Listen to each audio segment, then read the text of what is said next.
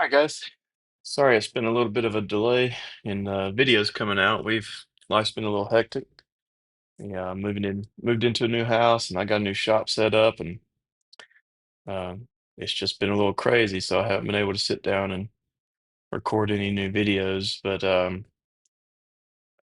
today we're gonna go over the Sportsman sequence for 2025. I know it's a little late in the year already, but we do have several contests left. We do have nationals and regionals left, so I still wanted to get this information out. Next year, I'll do them as soon as the new sequences are released. Um,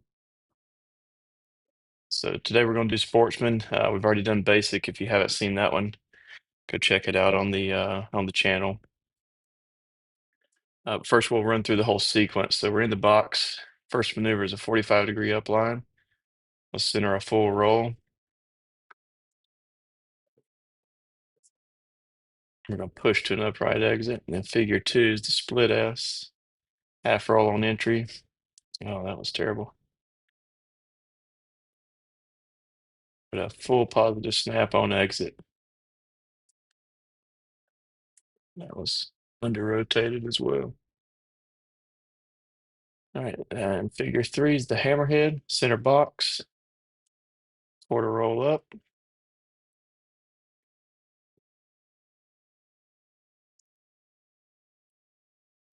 little waggle, quarter roll down, and then we have the P loop with a half roll across the top. Gonna try to make this big.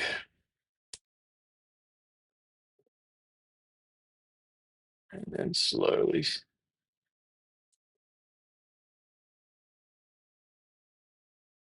establish that down line.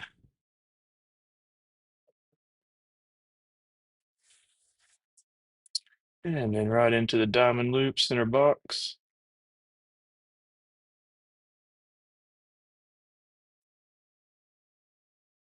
We're just trying to make these as equal as possible.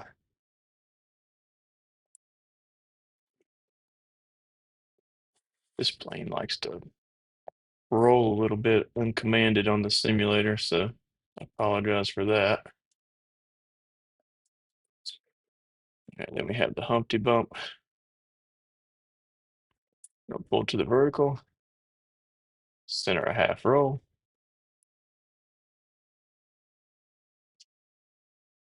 pull half inside loop to the vertical down line, center one full roll, pull to an upright exit. Then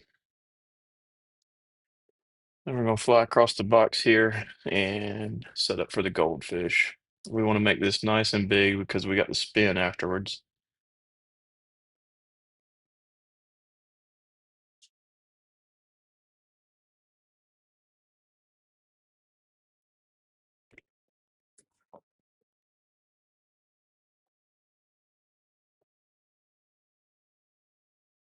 There's that uncommanded roll.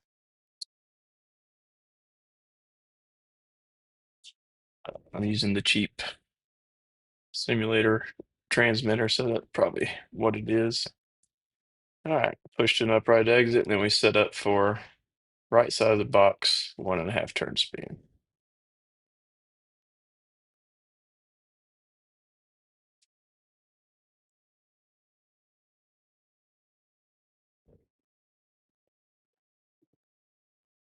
Establish a good down line, pull to an upright exit. And we got the teardrop center box, pull to the 45, center a 2-point roll. That's a little steep. Sometimes it's hard to gauge on the simulator. Vertical down, full roll, pull to an upright exit. And shark's tooth.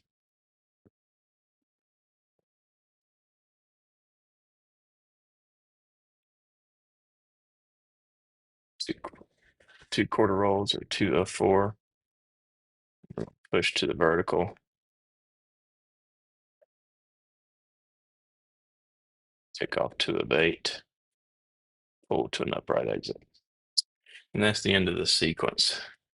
So a couple of things we'll just run through here that I see just kind of across the board. This is not really Sportsman specific, but 45 lines are always a little more steep than you think they are.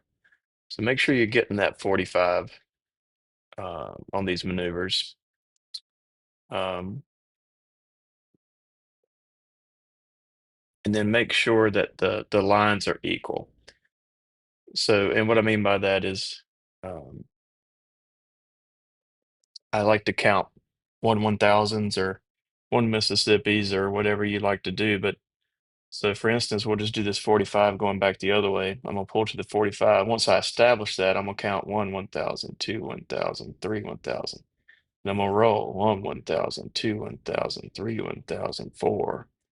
And I added the extra 4 because you're losing airspeed as you go on an upline. It usually helps to center that roll maneuver by counting for an extra count on the way up. So like we can do the hammerhead, for example. We're going to establish the vertical 1/1000, 2/1000, 3/1000, 1/1000, 2/1000, 3/1000, 4. And because of the loss in airspeed as you travel up, counting that extra second can help really center your roll elements on your uplines. Um, so we can do the Humpty, for example. 1/1000, 2/1000, 3/1000, 1/1000, 2/1000, 3/1000, 4. And then on the way down, I like to take one out. So we'll say 1/1000, 2/1000, 3, 1/1000, 2/1000, pull. And you can see how that brings me back right out really close to my entrance altitude. And again, you're taking one out on the way down because of your increase in airspeed. And I hope that's making some sense there. Let's see. The hammerhead's pretty straightforward. I think it's easier than the basic hammerhead. Um, um, yeah, so then the next maneuver would really be the P loop. And what I see a lot on this one is people kind of they get across to the top here, and then they just kind of flat across the top, half roll, and then continue their push. So you can kind of see how that flattens out the loop. So I'll put smoke on, you can kind of see this. So as I pull the radius, I got a nice solid radius going here. But then we see people get to the top, they take their stick completely off, they half roll, and then they push. So you can clearly see that flat top there in the smoke. Um, so what you want to do is you start that radius,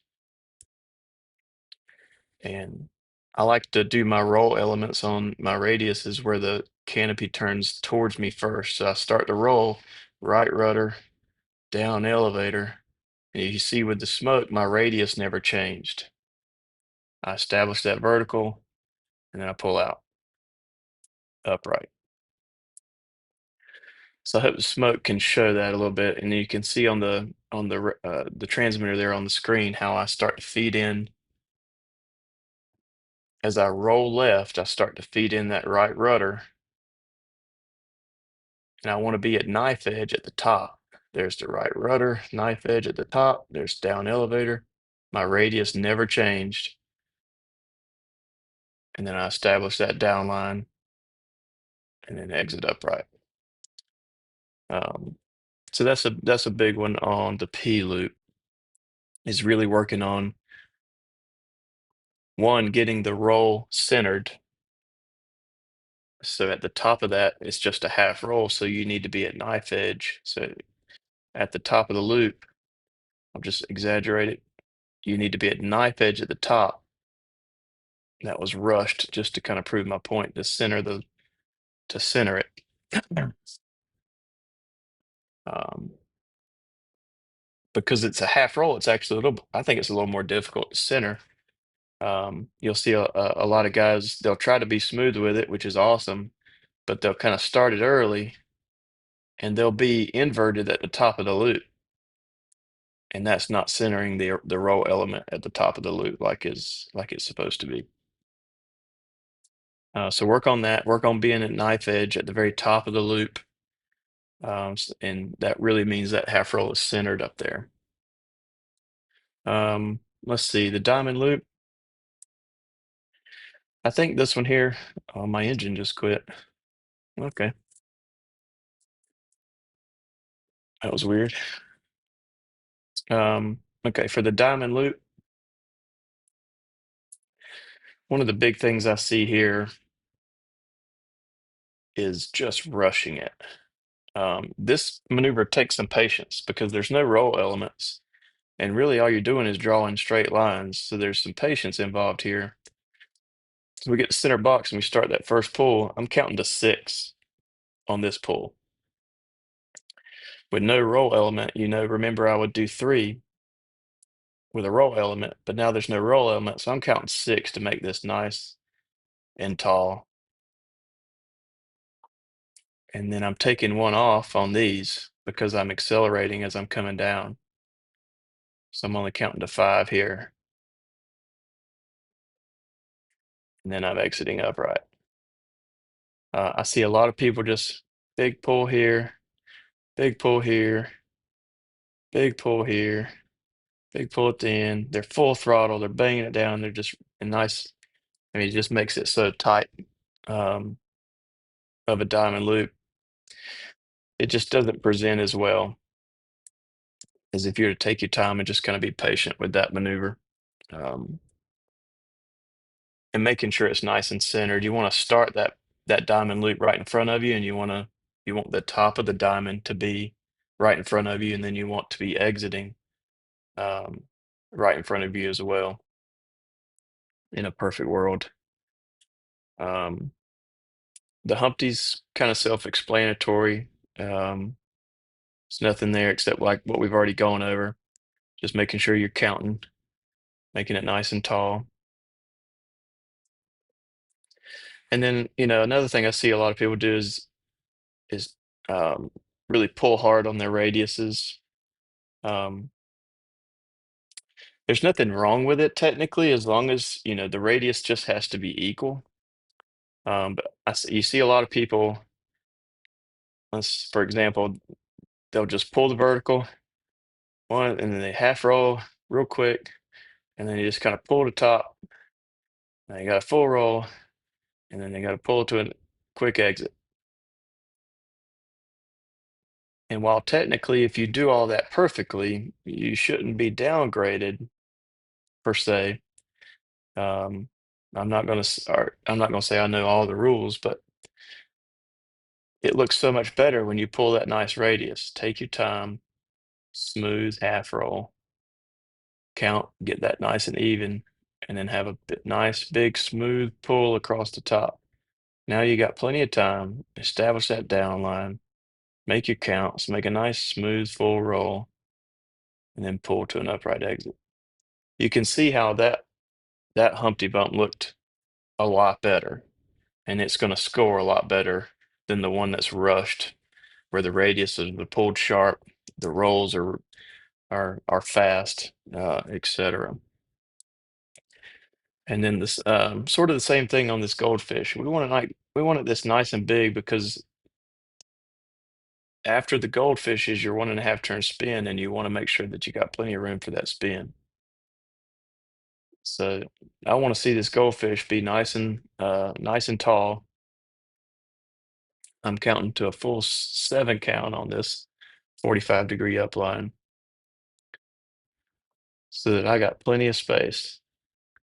And then you want to make sure that you fly this down to the right side of the box because the next maneuver is the teardrop um, after the 1.5 turn spin.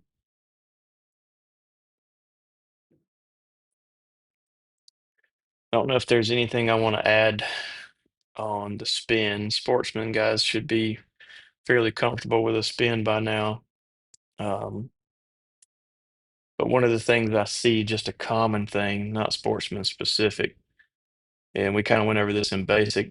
The guys kind of pull too early and get that nose way up in the sky to get that break. And every deviation from level there is a downgrade. So it's kind of hard to see in this blue sky on the simulator. But as I'm slowing down, I'm slowly adding elevator. My plane um, it pitches up. The angle of attack increases, but the line that I'm flying, the horizontal line, stays the same. So I'll show that again. So I'm just as the airspeed decreases, I'm just increasing angle of attack until the plane stalls. And it's a 1.5 turn spin, so it doesn't matter which direction you go. But you can see there on my transmitter. Um, One of the little tricks I like to do on a spin is to just cheat in that little bit of rudder as you get close to stall in the direction you want to go.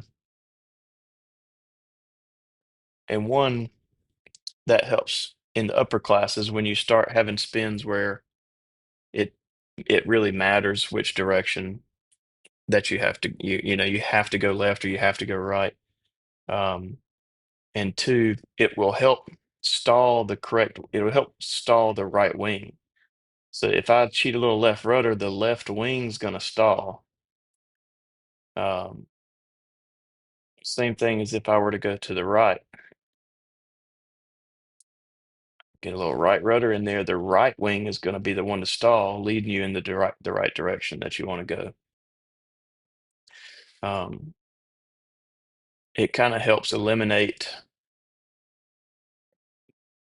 those instances where the plane's not really stalling, it's just kinda mushing like this, and you're just kinda descending, and then somebody wings it over like that. In that case, if you're stuck in that and the plane's not stalling, if you sneak a little rudder in there, it's gonna drop that wing and stall. It can help you avoid those zeros on those spins where you see a lot of guys force that wing over into the spin. Um, the teardrop's kind of the same theme here. You want to make it nice and tall. Um, I just see a lot of people they pull quick, bam bam, they pull across the top, full roll, and one it's harder to do that way in my opinion. You can't be as precise. The plane's gonna want to fly straight, so pull it to that 45, give it some time, make sure you got a nice 45 established. Then knock out your 2-point roll, nice and smooth. No need to rush those rolls. It's kind of what we went over in the basic video. If you try to roll really fast or on high rates, the chances of you over rolling or under rolling are greatly increased. So if I try to do point rolls like this, you can see how I missed almost every one of those points. Versus if I do a point roll nice and controlled, you've got a much higher chance of nailing those points every time.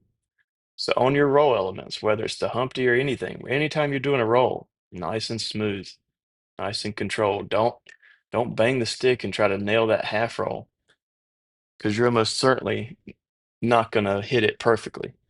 But if you go slower and smoother, chances are you're going to hit those half rolls or you're going to hit those full or whatever roll element you're trying to do. You've got a much higher likelihood of not under rotating or over rotating your roll elements if you're nice and smooth with it. I fly very low rates, um, just so that I can be slower and smoother and controlled. I'm like 18 or 19 degrees on aileron, 15, 16 degrees on elevator, and just enough knife edge or just enough rudder to hold knife edge at about half to 2/3 throttle. Um, and then for snap rolls, I have logic switches set up so that when you bury the sticks, you get or my airplane, for instance, and when I bury the sticks in a snap roll, I get 10 degrees extra aileron throw to help the snap be quick and crisp. But as soon as I let off the sticks, I'm right back to my lower rates. Um, Getting a little long-winded on this one, so let's see. Let's finish it up here. The diamond, I mean the not the diamond, the shark's tooth. Same thing. Take your time here. Get a nice full 3 count, nice and smooth on the 2 of 4. Get a nice long 4 count out of this. Throttle back as you pitch over, so that you're not carrying a ton of airspeed into this downline. That can help you be a lot more patient and a lot more smooth on that downline. Um, I see a lot of people. Let me see if I can get back in position here. So they pull to the 45. Let's say they even do this 45 nice and smooth and make it nice and tall. But they push this vertical at full throttle. And then they get to the vertical, then they let off. Now they've got to rush to tick off that 2 of 8 and pull out before they hit the ground because they've carried so much airspeed into that vertical. I got to figure out why this motor's quitting. That's crazy. Um, so that's one of my big takeaways of the shark's tooth. Um, well, at 45, make it nice and tall. Make the 2 of 4 nice and smooth so you don't under rotate or over rotate. Then throttle back as you pitch over. That bleeds off all your airspeed, so you can make a nice, slow, and controlled downline and tick off that 2 of 8 to exit cross box. Um, I think a lot of a lot of the help with Sportsman can really come into play when it in regards to setup. Basic, you can kind of get away with not having a good setup. Um, I know a lot of guys I've talked to in basic, they have no setup at all. They just kind of set the rates and go for it. And I'll probably do a separate video because I'm already at like 20 some minutes on this one. I'll probably do a separate video on just setup. I kind of went into it a little bit on my logic switches. I don't have logic switches on the simulator, but in my real planes, I have those logic switches set up so that I can be slower and more smooth and precise on the point rolls and the rolls in general. Um, but I'm gonna do a whole on downline mixes, right thrust mixes, how to set your CG. Um, a lot of that starts to come into play in Sportsman, and it's what's going to separate the top guys in the Sportsman class, and those who move up on to intermediate will be the ones that have a good setup and a good knowledge base about setup. And then the rest kind of comes down to just um, stick time, burning some gas, and and getting some practice in. Um, I did this. I did just have this one thought on the snap roll. So we'll finish the video on this. On this, if you watch my sticks on this one, so let's see. We're gonna do the split S half roll. I'm gonna do the what we call the Nike check mark snap roll. You see how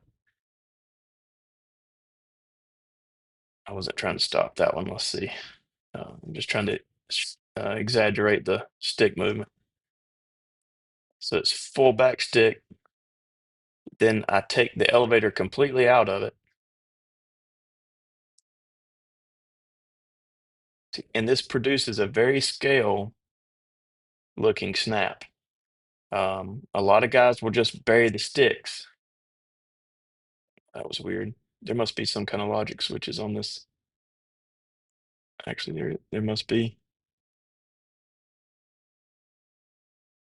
Hmm, that's weird. This is the new model I pulled off the internet, so um, it seems to have some kind of logic switch. It kind of goes to high rates when I go to the corners. But you see a lot of guys, that's how they snap. They just bury the stick in the corners, and it kind of looks like that. Um, There could be a ton of discussion on snap rolls. Um, what zeros a snap roll and what doesn't.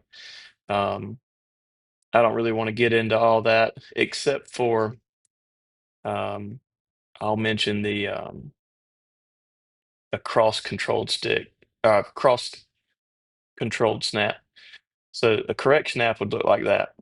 If I cross stick it, it looks like that. I don't know if you can catch that. There's the cross stick. That's the cross stick. That's correct. Correct. Cross sticked. Um, that is an easy one for uh, a more experienced pilot to catch as a judge. They'll see the difference versus that versus this, especially in a inverted snap or a negative snap. So a negative snap sticks opposite each other. Okay, that's the correct way. If I go the right, if I go the same direction for a negative snap, you can see the difference there. See if I can't bring this back around. So here's a correct snap, cross sticked snap. Correct, cross sticked. Correct, cross sticked. So I have seen that, and I have seen it caught, and it can ruin your score because that's a zero, because it's not a snap roll. Um, but I would encourage you. It's just my opinion. There's nothing wrong with the burying the sticks thing. Um, but to me, if you watch full scale snap, I exaggerated that one here. Let's see if I can give you a better example. To me, that's a much more scale looking snap. And that's what I want my snaps to look like. I want them to be as scale as possible. I mean, at the end of the day, that's what we're trying to do, right? Um, we're the International Miniature Aerobatic Club. We're we're mimicking the International Aerobatic Club. So I want my snaps to look like the IAC snaps, and that is achieved with the Nike check mark um, way of snapping. And what I mean by that is if you watch the right stick, it kind of forms a Nike check mark because I'm showing that pitch departure with the full back stick, and then I'm removing the elevator from the snap and only having rudder and aileron to finish. So anyways, I've made this one quite long. I'll go ahead and finish it off there. As always, if anybody has any questions, feel free to reach out, and hope to see everybody at the next contest and at regionals. Y'all take care.